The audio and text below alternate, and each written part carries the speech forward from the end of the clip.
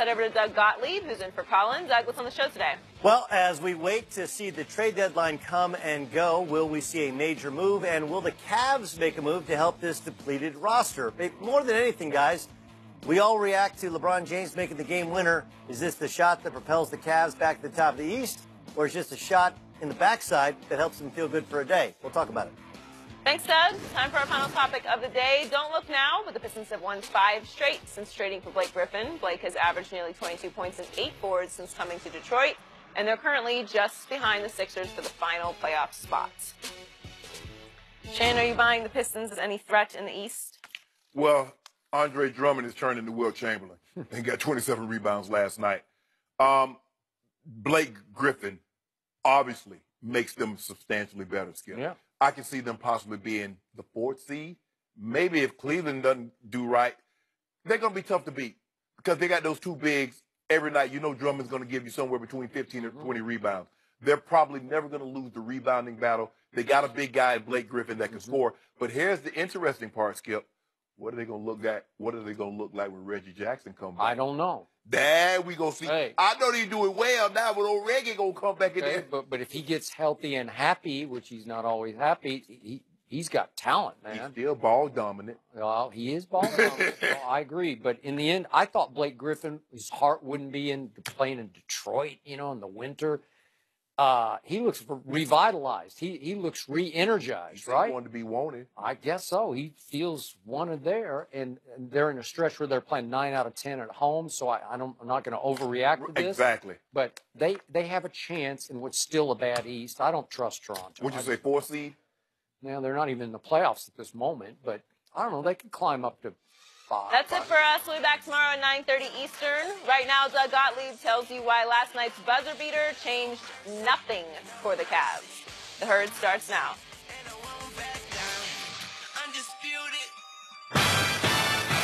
What up? Welcome in. This is The Herd. Wherever you may be listening, however you may be listening. Thanks so much for being part of your day. Live from Los Angeles. I'm Doug Gottlieb.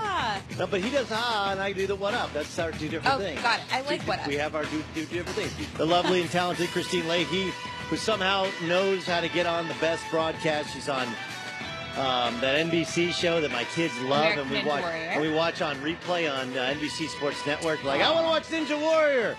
Smart kids. And now she's going to be on the Westminster Dog Show this weekend. I'm so excited. Are you going to watch? Yeah, I'm going to be, well, we'll talk about it a little bit later on. You're jealous.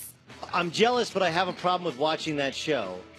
Look, I want to get to this LeBron thing in the trade deadline in a second. Okay, we'll talk about dogs later. Well, no, we can talk about it right now. Okay. I have a dog that when he sees dogs on TV, he goes crazy. Yeah.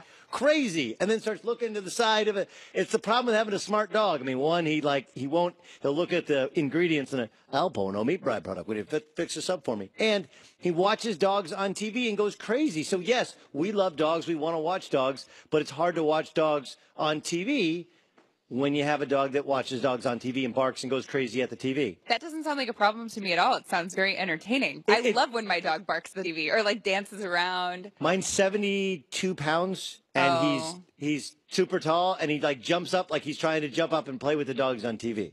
Yeah, that's tough. Mine's 12 pounds, so she couldn't really do anything if she tried. These are big dog problems. The Cleveland Cavaliers have some big dog problems, but at least for the day, or at least for one night, they were alleviated.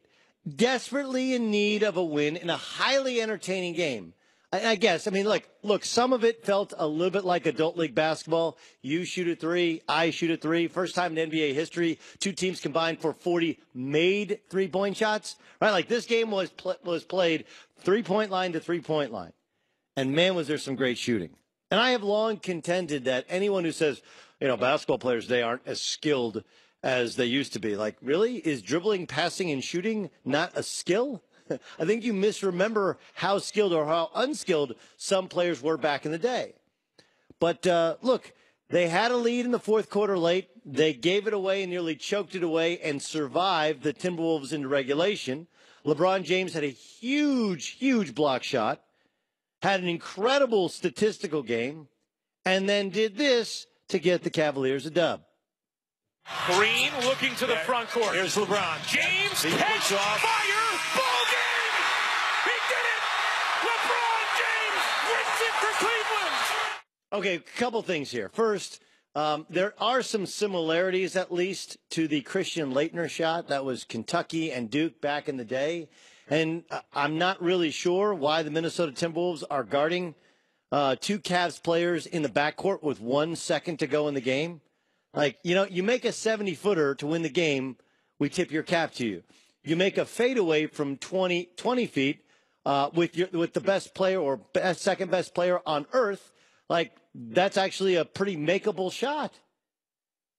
So they did technically have Karl Anthony Towns on the basketball, and he did have his hands up, but he's not exactly active. He's jumping up and down, but it's not like – but this is a point, maybe too much of a basketball point, which is, you can put two guys on LeBron James, seeing as he's the guy is going to get the ball. The bigger point is this. The Cavs won. It's a great win. It's a great feeling. It's a great celebration. But they had to score 140 points. They shot 59% from two, 51 from three. 51 from three. They made 21 three-point shots. They had to shoot the eyes out of the basketball and get a fadeaway from LeBron, as well as a great block shot from LeBron, just to beat the Minnesota Timberwolves, who, by the way, are also an abject disaster defensively. These are two of the bottom 5 teams defensively in the NBA. And so it's a win, and you feel better about yourself. But I was going on the company email, which I never go on my company email. I didn't even know I had company email until today, Christine. Why were you going on it? I just on a whim, because honestly, because I just got back from the Super Bowl and I don't know how to pay expenses. And I thought maybe the secret to it would be on the email. That's a good start. They're having in building or room 103. I've never seen any numbers here. Building 103. Do we still own that building, or is that somebody else's building now? I'm not sure. They're having B12 shots. Oh. Do you believe in B12 shots? No. Well, look, I've worked with several people. Some people really believe in B12 shots. Like, man, I was on death's door. I got a B12 shot and I was back. I've also Major League Baseball players who are lying about steroids. Like, no, that injection I was getting, that was just a B12 shot. Because old people, they'll get B12 shots and they'll feel revitalized. But the truth is, you get a B12 shot and you smoke 2 packs of cigarettes and you drink, a case of beer at night before going out. Eventually, that B12 shot is going to wear off, and you're still the guy who smokes 2 packs of cigarettes a day and drinks a case of beer. Your overall lifestyle really determines your level of health. Sure, there's a hereditary part to it, right? But also what you do on a daily basis, how often you exercise, what you eat, what you drink, how much you sleep. That is really going to determine how healthy you are. Not a B12 shot. B12 shot will make you feel good. 24 hours, 36 hours. Some people think it lasts a week or 2 weeks. But when that wears off, you're left being the same guy, same girl that you were before you got that shot. That's just masking things. And that's all last night was. I've heard, well, this is the shot that saves their season. Does it? Is that the shot that suddenly allows them to play defense? Is that the shot that allows them to be more cohesive? Is that the shot that's going to get Kevin Love back and into the fold? Whatever move they make today, or maybe move they make in terms of guys that have been bought out by their contracts, guys that they acquire. Remember, whoever they get, they're probably only going to have Kevin Love for maybe 10 games at the end of the season, so that they play cohesively as a unit.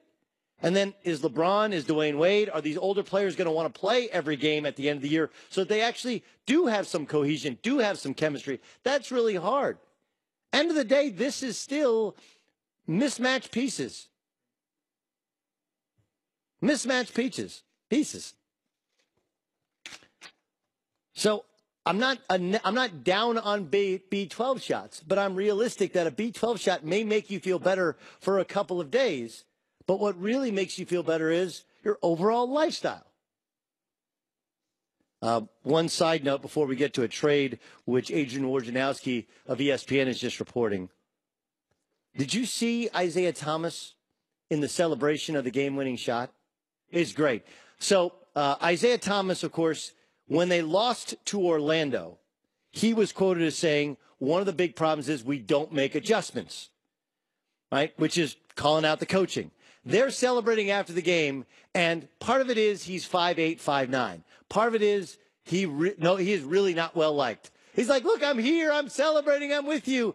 Isaiah Thomas celebrating with the Cavaliers after LeBron hits a game-winning shot reminded me of Kevin Hart trying to celebrate with the Philadelphia Eagles after the Super Bowl. Remember Kevin Hart he's trying to talk his way up on the stage with Nick Foles and with the owner, and they're like, yeah, that's cute. Thanks. You're not really part of the Philadelphia Eagles. You got a brand new Eagles Letterman jacket. Hey, let me up there. That's what Isaiah Thomas was like. Hey, man, LeBron, chest bump right here. Game winner, the king, the king, the king. It was like he's almost not even there. All they needed was a security guard to say, like, no, you're going to, no. Smile. Look at Jeff Green putting his arm around him, though. That was nice. Yes, Jeff Green, like, it's okay, little fella. We still love you. Like, look, we still love Kevin Hart. I heard he was really good in Jumanji.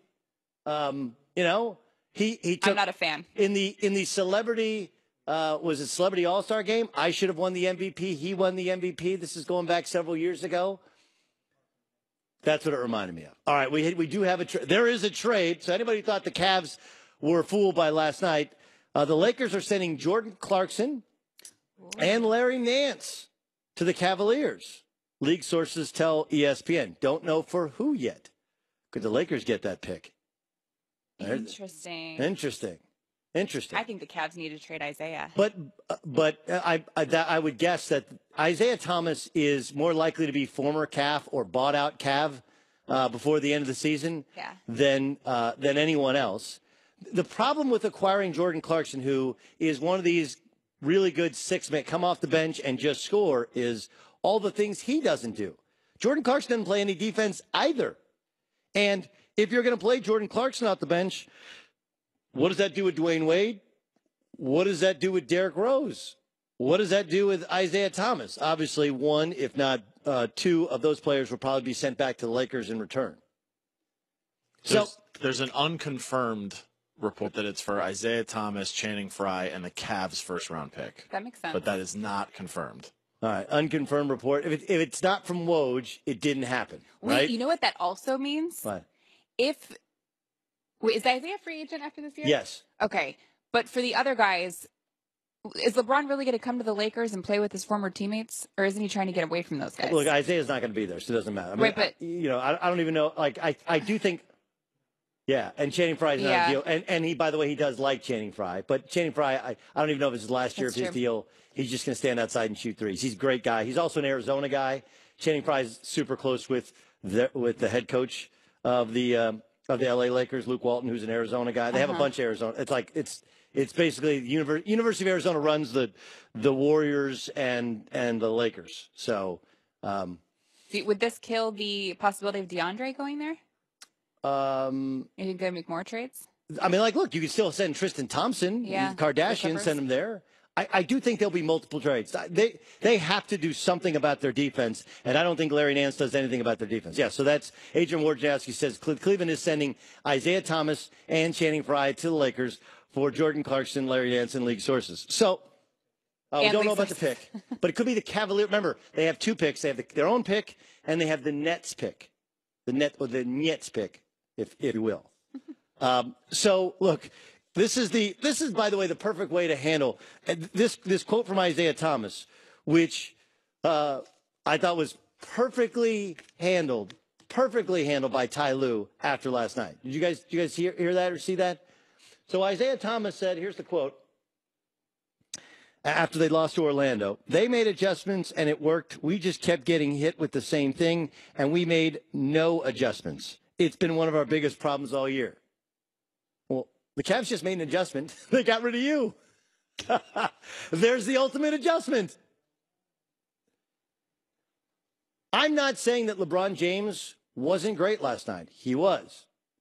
And no one is questioning whether or not LeBron James will turn around this ridiculous stat that Skip Bayless had yesterday, which was in the last 7 weeks since Christmas, he had the worst plus-minus in the league. This will make them marginally better. These are two bench players. Clarkson's a very good scorer off the bench. Larry Nance is a highlight film guy. Both of those guys were on their way out from the LA Lakers because they came from the previous regime. Gives them some youth, gives them some vigor. Woj says the Cavs will also send their number 1 pick, not the Brooklyn pick, their first-round pick to the Lakers. So we'll get more on this stuff from Chris Broussard upcoming half past the hour. Don't be fooled by one fadeaway jump shot in Cleveland when you have to make 21 threes to beat a playoff, but a middling, upper-level, poor defensive playoff team in the Minnesota Timberwolves. That was just a B12 shot. They got a lot of other problems. If the Cavs want to fix those problems, they have to fix their defense, much like if you're a smoker, stop smoking. If you're a drinker, stop drinking. Get out and exercise. Get some rest. Take care of yourself. That will change your body. That will make you feel better on a daily basis. You're less likely to be sick, much like the Cavs. They need some protection at the rim. They need better athleticism on the perimeter. They need some defense. And by the way, this trade makes them younger. Neither of these two guard anybody. More on this trade with Chris Broussard. That's upcoming at half past the hour. But upcoming next, Tony Dungy has taken a shot at Josh McDaniels. Tony Dungy. The all-pro dad forgetting he's the all-pro dad. I'm Doug Gottlieb in for Colin. That's upcoming next. But first, all right, Valentine's Day, guys, is only a week away. Have you thought about what you're getting that special someone? You're like, oh, my gosh, I've not even thought about it. You Great. really should. You really should. I got a gift for you. Sherry's Berries is the perfect way to make a big impression this Valentine's Day.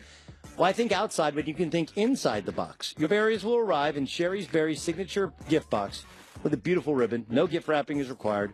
Right now, my listeners can send Sherry's Berries or any of their decadent gourmet gifts to their Valentine. Save 20% on gifts of $29 or more with the promo code HERD, H-E-R-D.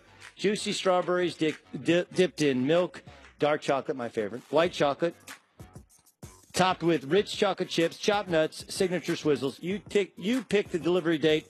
It will be guaranteed on that date. Only one way to get 20% off the unforgettable gift of $29 from Sherry's Berries. Visit Berries, that's BERRIES.com, BERRIES.com. Enter my code HERD at checkout. That's berries.com, code HERD.